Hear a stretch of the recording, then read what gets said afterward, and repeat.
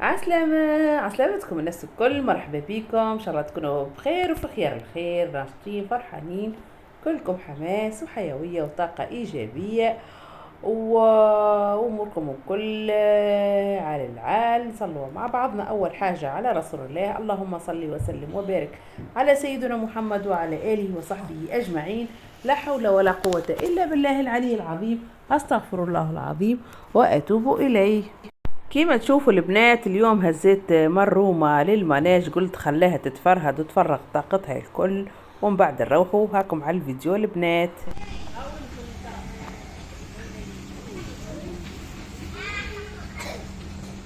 باي باي.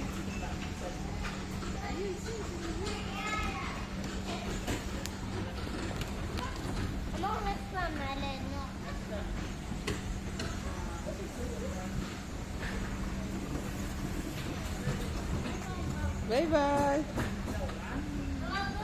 خليكم على الفيديو يا البنات، وخلينا نشكر الاعضاء الجدد اللي انضموا لقناتي. مرحبا بكم الناس الكل، انستوني وشرفتوني. ان شاء الله تعجبكم القناة وتكبر قناتي بيكم، يرحم والديكم الناس الكل. باهي البنات، تو هاي مرومة تلعب على روحها في المناش، وباش نعطيكم هكا تلخيص الفيديو. الفيديو هذا هو مصور على نهار هزيت مرومة للمناش، نهار السبت ونهار الحد مشيت بحذا اختي، معناتها زوز، معناتها الفيديو على نهارين، فهمتوا؟ هكا هو نهار السبت عدينا في المناج، ومشيت من بعد بت بحذا اختي، ومن غدوه مشيت زاد السوق لحد، وبعد روحت معناتها، فهمتوا؟ مصور على نهارين الفيديو. باش تبدا الرؤيه واضحه وكل شيء، يبدا مريقل معك بخاطر بصراحه حبيت نعملهم فيديو واحد وكهم ما حبيش نعملهم على زوز فيديوهات وكل. المهم لي البنات، الملخص الفيديو متاع اليوم فيه راكم تشوفوا معناتها مرومه في المناش، هم بعد معناتها باش نشارككم معناتها فطورنا هيك في النهار الاول والنهار الثاني في دار اختي. وبالنسبه للسوق مانيش عامله فيه، ما صورتش، مزحمه برشا بصراحه، ما صورتش معناتها. حبيت نصور هيك شويه، اخي ما نجمتش معايا بناتي الزوز معناتها، فهمتوا؟ تعذر عليا الحقيقه البنات. والله ما شاء الله السوق معبي بالكدا بالكدا، سوق لحد متاع سوسه، فهمتوا؟ ما زلت البنات اللي يسألوا عليا، ما زلت راني ما روحتش لداري. يعني معناتها قاعده، وربي يسهل الكل. كان فما حاجه تنقول لكم. التنجيزات باش نقزيهم الكل هنا في الدار، ما نحبش تنجيز رانيا، نقزيهم الكل هنا، فاهمه؟ والله فددتني. لا اسمع، تنجيز بفلوسها مش كهذا واخويا، وقسما بالله سيري باش تكسره ديما. قلت خرجها تفرغ طاقتها على الاقل. مروا ما فدت لما حالة وقلقت وكل، ولا نخرجوا نعملوا دورة هيك كل مرة كل هكا. هو اليوم والمناج الحاجة الباهية لقيناها معناتها مش معبي، خاطر تو فترة امتحانات وكل، ما مش معبي برشا، كانت فرهدت كيما حبت هي فيه عباد، اما فاضي الحقيقة. اتفرهدت بالكدا بالكدا، وقلت لها نقزي تنقزت كلها عاملين هنا كيما قاعدين تسمعوا فيا، وفارغي طاقتك هنا معناتها وكل. شروح بيك هيك معناتها بطاقة جديدة هيك، وكل طاقة سلبية ودنيا كل خايبة كل حاصله، تفرغها هكا تبروفيتي عاد لعبت فيهم الكل كيما حبت هي وشتت. المهم كي روحت مقتنعة ولعبت بالقدا وتعبت ومرها واضحة. باهي البنات، خلي مرومة تلعب على روحها وخليكم معايا. والأول مرة يشوفني ويشوف قناتي، يرحم والديك اشترك وفعل الجرس باش يوصلك كل جديد، ومرحبا بيك. وبالطبيعة هذا فضلا منك وليس أمر. البنات، باهي الموضوع اللي باش نحكي فيه، راني نحكي ما قلت لكم كل مره هيك موضوع عندي برشا البنات، مواضيع ما حكيتش فيهم كل مره. تصير حاجه كل مره، معناتها تجيني ظروف كل مره. والله البنات الفيديو هذا منتج مريقل كل شيء، ومسجل منها حتى الصوت شوي، ومازال ما كملتش. مره هاي بنتي، مره هاي، كل مره تصير حاجه معناتها ما سهلش فيه ربي، هذا ونسهل فيه ربي. راني هذا السبت اللي فات هزيتها، فهمتوا؟ حصيلو المهم البنات باش نحكي في الموضوع اليوم. تو بما ان جه الصيف دخلنا على صيف الصيف وكل و وباش نحكي على عراو القراء في الشارع بصراحة. برشا بنات وبرشا نساء وبرشا حتى عزايز ربي يهديهم وكل يخرجوا بصراحة شبه عاريات، كأنهم عاريات، فهمتوا؟ برشا وتناقشت فيه برشا هذا الموضوع، تناقش فيه نساء ورجال وبنات وكل واحد عنده الوجه النظر متاعه. مي بطبيعة كلامي هذا يلزمني بالطبيعة، وبالطبيعة ديما نحكوا على بعض، راه مش نحكوا على الناس الكل، ما نعمموش، فهمتوا؟ اي حاجة ما فيهاش تعميم، راه فما هكا وهكا، خاطر نحن البشر مختلفين بالطبيعة في آرائنا وفي نظرتنا وفي البرانسيب بتاعنا برشا حاجات، فهمتوا؟ المهم البنات، فما شكون يقول لك اللباس حرية شخصية. هو شوفوا حرية شخصية معناتها أي إنسان عنده حرية شخصية في كل شيء، والناس كل حد عنده حرية، ما حريتك توفى وانت تبدا حريه غيرك. شنو معناتها تخرجي لي عريانه وتقول لي حريه شخصيه؟ يا اخي نحن دخلنا عليك بيت نومك، دخلنا عليك لدارك باش تقول لي حريه شخصيه؟ حريتك شخصيه بالنسبه لللباس في الدار حسب رايي.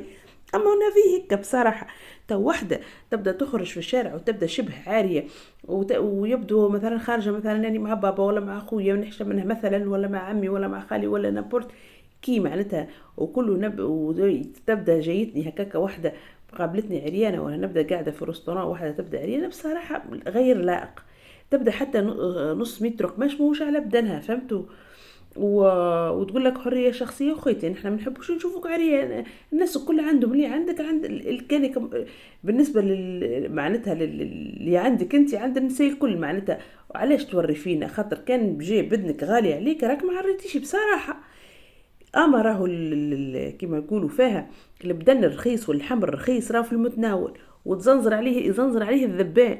ما هك الغالي راهو ما يشريه وما يقدر قيمته الا اللي معناتها ما يشريه، والا اللي يقدر قيمته وغالي ما يشريه كان اللي يستاهل زاده، فهمتوني؟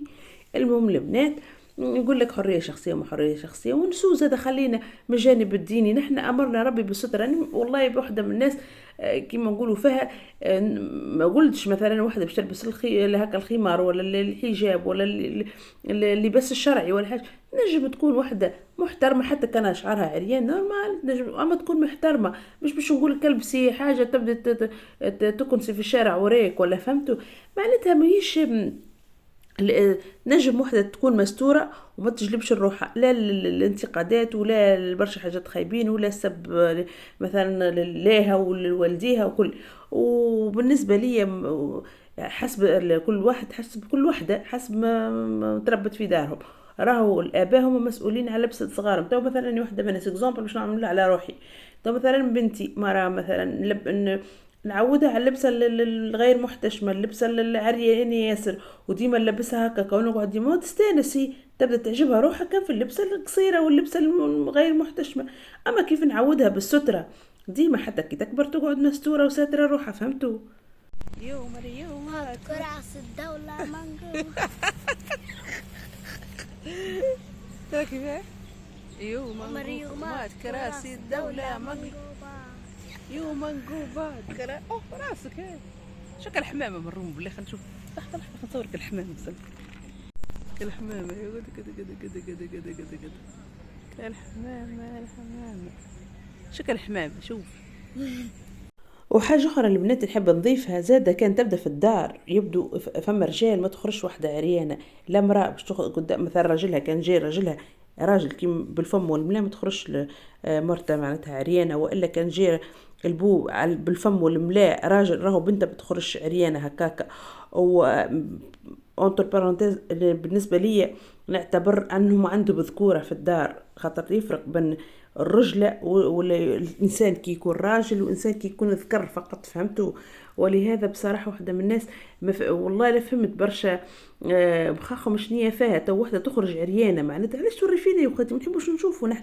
وان بليس تقول لك فما وحيد مثلا مخاخهم محدوده مخصيصين في مخاخهم شوي عند بالهم وفي رايهم وفي كل شيء ان هي واحده كي تخرج عريانه كي تخرج شبه لابسه ان هي هذيك فخامه وفيانه وهذيك كيما نقولوا نحن معناتها مثقفه وقافزه ولاباس بها. لا لا لا لا لا، اللي تخمم هيك راهي مخها محدود وجاهله وما تفهم حتى شيء. خاطر كان جد وراهي اكثر انوثه. لا لا لا, لا هذا كل بالنسبه لي لا، هذا كل عليه نعمل عليه كروار وش خاطر هذا كل غير صحيح. قد ما المراه تستر روحها قد ما تكون افخم واشيك واحلى والنور ما شاء الله عليه قد ما تكون استر قد ما تكون احلى وخير. خاطر راهو العراء موش باش يخلي المراه اكثر انوثه. خاطر راكم تشوفوا الحيوانات عراء وهم اكثر انوثه من لا لا لا غير صحيح. ولهذا اللي يستر روحه واحده ساعات نبدا قاعده في ريستوران ولا في كافيتيريا ولا فهمتوا وتبدا واحده لابسه جيب والا روب تبدا ميكرو وتبدا قاعده وتبدا تهبط فيها وتجبد فيها. واش باش تجبدي يا خيتي؟ كان باش تجبدي من اللوطه باش تعري من فوق، كان جبدتي من فوق معناتها كيف انت تحبي تجبدي وتستري في روحك ما استر الله. خواتي لبستي روابه هيك طويله ومستوره خير لك. علاش تقعدي عايشه في رعب وعايشه في هكا هي تهز وانت قريبه تقطعها؟ علاش خواتي عامله روحك معيشه روحك في الاسترس الواحد؟ علاش لبستي حاجه محترمه وانت تبدي قاعده واثقه من روحك وامورك واضحه على كيف. والا وحده تبدا لابسه لك البروتيل منها وتبدا مطبسه في بلاصه ولا في سوق كذا وتبدا شاده وحاله تحليله من هنا قدام في البواترين نتاعها باش ما يظهر شيء ما بال شيء. من الاول البسوا المستور. علاش مخاخكم فيها جرانه يا اخي ولا شنو فيها؟ وان بليس رانا دوله مسلمه كان عاطي ربي حتى على الاقل حتى كما قلت لكم راه مش بالضروره الواحد باش هو ماذا بيلو حتى تلبسوا خاطر ربي امرنا بالفلاره الحجاب وكل. اما معناتها حتى كان مثلا بالطبيعه راه الانسان مش كامل باش وحده مش باش تلبس كيما وصانا ربي. مي على الاقل بسي مستور وخيتي الحاجات اللي هكا وهكا غطيهم معناتها هكا. شوفوا البنات اللي هنا عملنا تحريش انه من روما بنتي كبار ما نمشوا للبحث السياحي اختي هكا هو عاد قالت لي هي تحب شاباتي ولات كيف شفتم دخلت شوف شاباتي في شناب هذايا معروف في سوسه وكل. قلت يا زكية عندك برشا على ساندويتش شناب يا بري حطيتي اضربي لك وحيد ساندويتش شناب وكهو هكا واخي كليناهم الحمد لله ومشينا هكا على رواحنا عملنا جولتنا كملنا جولتنا ومن بعد قصدنا ربي لدار اختي. هكا واحد البنات وبربي البنات اللي تحب تعطي معناتها تقول رايها ولا تعبر على رايها تنجم تعبر على رايها بكل حريه في كومنتير تخلي لي نورمال نتناقشوا اختلافنا لا يفسد للود قضيه. تواني هكاك انا واحده من الناس هكا معناتها تفكيري وهكا نخمم وكل شيء وكل واحده فينا راهي حره ما رانا ماناش كيف كل واحده كيفاش تخمم. مي امونافي الستره باهي وحده تعرفش على روحها تخرج في معناتها تخرج تقضي تخرج تقرا تخرج من عرش تقضي في شهر ولا حاجه لا قدر الله الدنيا فيها برشا هاك تدوخي وخيتي هاك تموتي هاك تجرى لك حاجه على الاقل مستوره مش يبدو يلموا في اللحم هكاكا معناتها عريان يا خيتي. وبرشا عباد يبدو يسبوا فيك ويسبوا في والديك ويسبوا في السجاره نتاع الناس الكل نتاعك خوتي الوه ما خويتي عاد استري علينا روحك ولحمك هذاك شوفي كان انت وحدك اكهو ما حشتناش بيشدي بدنك ليك وحدك. راه ربي خلق الناس المراه خلقهم الكل كيف والرجال خلقهم الكل كيف راه ما عندكش حاجه زايده. كيف انت باش كان لحمك غالي عليك غطيه. كان عندك راجل في الدار راهو ما يخليكش تخرجي عريانه فهمتوا. حصلوا لهنا البنات تعدل سوق لحد قلت لكم ما صورتك البابوش للناس هكا مكوكشين عليه باش يشروا البابوش هكا يطيبوا هنا. سيام اختي ما زالت كانت لها عاد مع رجلها في الحواسات والخرجات والمشيات والقعدات ودرا شنو هكا هو مشيت بحذاه وقالت لي يا زكيه راه واش طيبي لي الفطور يا خيتي ودرا شنو هوني عروسه جديده زعما وظوافرها حصيلوا. المهم قلت لها دي مش مشكله طيب عادي والله واحده من الناس حتى كي نمشي من عش وين ديما نطيب ديما تطيب وراي هكا. ولا عملنا مقرونه هذه عملناها بالكريم فريش والشامبينيون وسكالوب حصيلوا جت مشخشخه وبنينه يا البنات ما نحكي لكمش هكا حضرت معي شوية سلطة مشوية وشوية زيتون وحصيلو وفطرنا. هذا نهار الاول فطرنا هنا لهنا في التراس، الجو محلاه والعصافير تزقزق والشمس والشمس هكا ساطعة ولا هي كيفاش يقولها نسيت هي كلبة. المهم البنات ودولة هنا البنات هذا نهار الثاني. اختصرت لكم معناتها وكل هذا نهار الثاني. شاهي عروستنا شاهي البيتزا، حب على البيتزا من يدير خويتها زكية، قالت لي نحب بيتزا فاوحة وبنينة وريحتها زكية. قلت لها الدليل يا هذا اللي تعمل لك احسن بيتزا افن بيتزا من يديات اختك زكية. هكا هو عاد البنات عملت لها بيتزا، عملنا 3 هما راهو اللطق هذو متاعها راهم كبار، فما حتى واحد اخر عملنا هذا زوز ومن بعد كملنا الثالثة عملنا اقل من كيلو راهو فارينة. المهم وهي عندها الصوص هذه الحاضرة هكا ولت هذه البنات زدتها شوية بالكل ملح وزدتها شوية ثوم هكا ربطت لها شوية ثوم بشرت شوية ثوم وزدتها شوية زعتر وخلطتها هكا بالقدا مع بعض. حطيت منها تو شوية ذقتها لقيتها ما فيها حتى شيء ولا عملت فيها شوي هكا قصت عليها قلت مثالش اللي حطيتهم هذوك ومشت فرغتها في صحفة حصيل وزدتها الإضافات متاع زكية شانيل حصيل البنات وحطيتهم بعد شخشختها بالموتزاريلا وعملت فيها الشامبينيون، عملت فيها البصل، عملت فيها الفلفل وطماطم ومن بعد زينتها بالتن عاد والزيتون. جت البنات بنينة على الاخر. واللي يحب على طريقه البيتزا متاعي هذه تقعد حتى كي تبات تقعد طريه البنات، راه وصفه ناجحه واقتصاديه بصراحه توب على الاخر. اللي يحب يشوف الوصفه هذه كيفاش وكل البنات نجم يرجع يعمل بيتزا زكيه شانيل تطلع على طريقتي، راهي بصراحه عالميه وبشات اللي ذاقوها الكل. المهم البنات كهو لهنا هذا عملت البيتزا الثاني هذه وما زلت العجينه ما زلتش نعمل واحده ثالثه، عملناهم كبار البنات ومن بعد نقصوهم وكل كهو. كهو البنات شنو خلينا نكملوا على موضوعنا. هكا كما قلت لكم ما تنسوش اللي تحب تشارك في الموضوع ولا تعطي رايها هكا تخلينا في التعليقات. والبنات اللي يطلبوا السترة ويلبسوا سترة ربي يسترة والله، وما فماش بخير من السترة، ما فماش خير من اللبسة المحتشمة. شوفوا لهنا قلت لسيها مختي عاملي لي بشري لي شويه ثوم وحاصلوها وضوافرها وانا ما نكذبش عليك ما نحبش. قلت لها سيب نسيت ضوافرها نسيتهم كريمهم عندها من مخي. قلت لها بري نسيت نزيد بضوافرك كان صغار انا ما قلت لكش عامليني ما نحبش بصراحه واحده طيب قلت لها ما نحبش واحده طيب وضوافرها طوال بالحق انا حتى كان اختي عادي نقول ما ناكلش بالايدين برا طفله ايد اسوا ضوافرها طوال الله غالب ما ناكلش. طيب واحد يلذ طيب واحدة يبكي واحدة ضوافرها كلمة خالب هيك ما ناكلش من يده. وسامحوني عاد اللي طيبوا بضوافركم طوال حير فيكم لا محالة كيفاش، اما حرية شخصية كل حد كيفاش. هذه نجموا تقولوا لي فيها حرية شخصية اي خاطر انتم باش طيبوا باش تاكلوا انتم ولا باش توكلوا عائلاتكم اوكي عائلاتكم راضيين صحة. اما بالنسبة لي ما نرضاش روحي نطيب الحد بضوافري طوال والا ناكل من ايد حد ضوافرها اطوال ما نكذبش عليكم. هكا هو البنات. هاي مرومة بنتي جاية تهز قالت لي اليوم اشتهيت الجازوز ما خاطر ما نشربش في داري معناتها حتى راجلك قبل كان يشرب برشا جازوز نحيته لك عرسنا خاطر مش باهي البنات ومش باهي حتى للصغار ويعمل الكرش ويعمل الغاز وكل سكر في برشا سكر حصلوا راهو ما في حتى فايدة. علاش ولات نحيناه كيف تعدينا بكري من معناتها من السوق وكله تعدت المجازان مروبة بنتي قالت لي ما مش اللي كانت هذه فنطة. قلت يا بناتي اشتتها شهوة ميسالش خلينا نشري ولا شريت حتى معاه واحدة أخرى نص لتر. سهام دي ما عندها العصير واني حتى في الدار نعمل عصير فريشك ولا هو. المهم حطيناها مزوز حطينا الجازوز وحطينا العصير ميسالش. قلت بناتي اشتتها مش مشكلة مرة هي مش كل يوم معناتها نشيلها في الجازوز. كهو البنات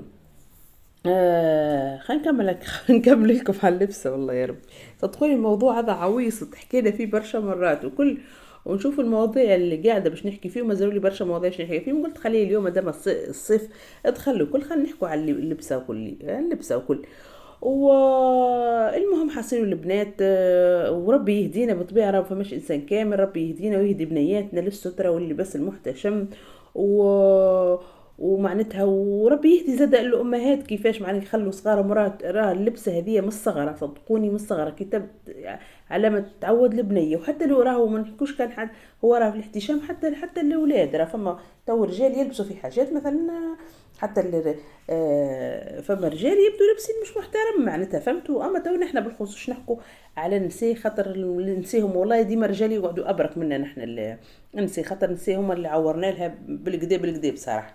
شوفوا لهنا حطيت البيتزا بتاعي طيب البنات، وعندي هنا عندي شويه سبناخ، قلت خليني نذبلهم شويه باش نحطوا في البيتزا الاخرانيه، فهمتوا؟ حصلوا البنات، كهو هذه بيتزتنا، هذا هو فطورنا اليوم. تشوفوها انا باش نصور لكم من بعد. المهم والله يا البنات ما نحكي لكم مش والله كريحه ولت ما شاء الله. طيبنا معاها شويه تاي اخضر و والله وعدت جو بحذاها بالكدا حذا وخيتي، وعدنا مع بعضنا جو باهي. واللخية باهية، واللخية نعمة من عند ربي والله.